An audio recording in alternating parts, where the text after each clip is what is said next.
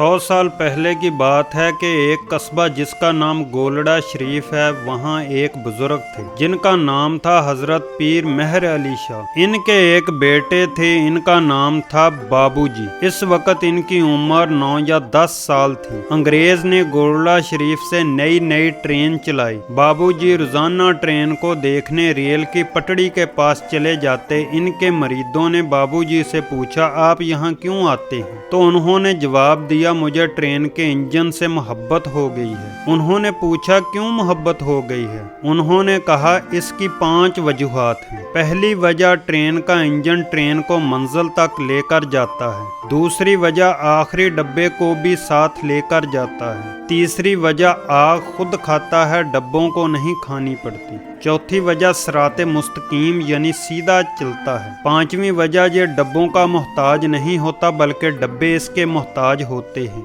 इस दुनिया में कुछ लोग इंजन की तरह हैं तो कुछ डब्बे की तरह। हर कोई इंजन नहीं बन सकता, लेकिन जो इंजन बन जाए इसको चाहिए कि डब्बों को भी साथ लेकर चले।